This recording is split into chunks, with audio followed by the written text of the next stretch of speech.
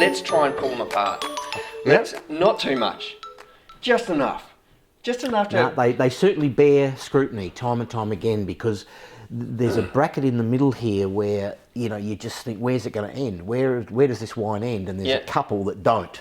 Yeah. They're almost endless. I think I'm going to try and look at this from core elements of good wine for you, and those core elements are going to be things like depth and length of flavour and aroma, things like balance of acid, tannin, alcohol, and flavour as well. We don't have to look at balance of oak because there is none.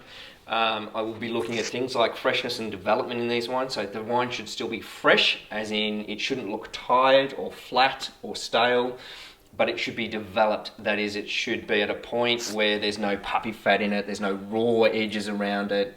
We'll see younger wines, I think, obviously from the nose straight away, that are a bit more tightly coiled at the moment and a bit less expressive. But I'll also be wanting to have a look at some of those things around the personality of these wines. And so tannin, flavours and aromas, balance, harmony, depth, length, freshness, development. We can almost just tick the box straight away in freshness and development. They're just done. Balance we'll only know once we start tasting them. But lead me through this experience. Let's do them one by one. Rivera we've sort of spoken about. Rivera is, as we mentioned before, it's the senior cru of Novello Commune, much prized by people like Vieira and Vietti. And those wines are now thought of by somms, and if someone's going to have the great Barolo dinner, they're thinking Rivera. Rivera, it gets a gig these days alongside the big names like Canubi and Rocca di Castiglione and Monprivato, etc. Stylistically, I think it's quite actually an easy wine to pick. It's as I said before, it's all red things, and it's just waves of red things that just keep going. It's not complex. It's not wildly complex at all.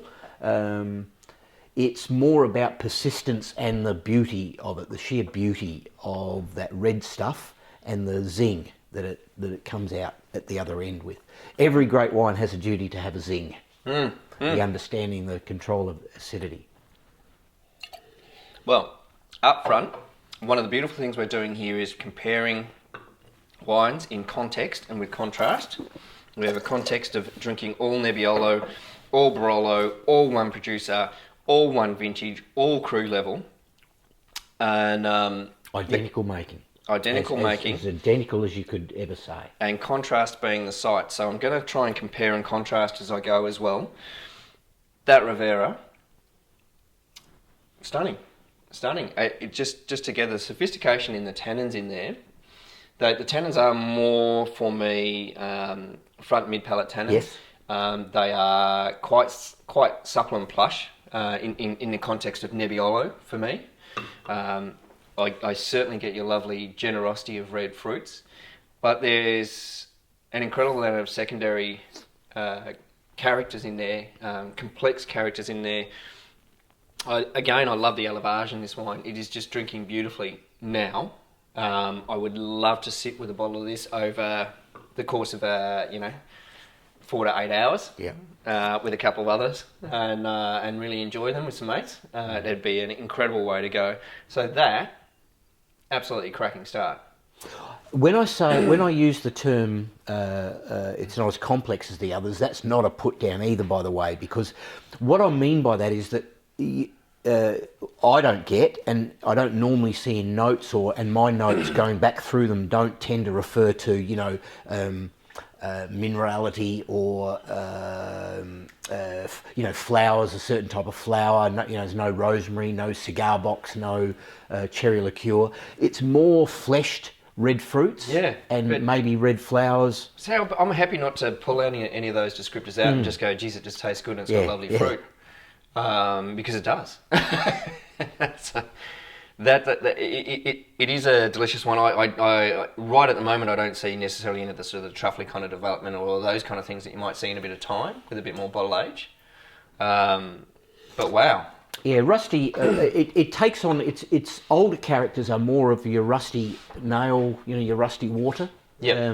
Yep. sort of character. Almost that sort of bloody character. Bloody, a little bit of tobacco-ish maybe, Yep. and that's about as far as the complexing elements that I can think of go. But the wine retains, and that's obviously where Rivera has got its reputation from. Yeah. It's able to keep that structure through 10, Yep. 20, 30 Yep. years, etc. That's how crews get their sheer reputation, that a merchant in Berlin has been prepared to pay, more for this than that decades ago. Yeah, sure. That's where the reputation. You can do all the bluster in the world, you can be a big PR person and stuff like that, but the market sorts out the sheep from the goats, that's for sure. Yeah, and well, hopefully we help you do that a little bit as well. But we're now shifting from one end of the region of Barolo, right up to the other side, and the bottom commune, Novello, to the very top with Verduno and Monviliero. So, we've seen other great producers with Monviliero. So Vietti's actually just picked up a parcel. They have, well, that tells you a bit. And Castello di Verduno, along with Bertolotto, are the two really notable producers of Verduno. And interestingly, they go for a fair bit of whole bunch. Bertolotto's going for a bit of whole bunch. So, and Vietti made their first batch of Monviliero 100% whole bunch. Did they really? With the help of one, Jeremy Cease from Dujac. The vintages worked well, and he came over and well, pretty much just so they could both drink each other's wine, and also that they could Luca could get a few tips from Jeremy. A whole bunch, right? Yeah. Right. It's funny. That doesn't make sense to me, or like I don't see the need for it, because Monviliero, as I understand it, is exactly what I'm looking at. Yeah.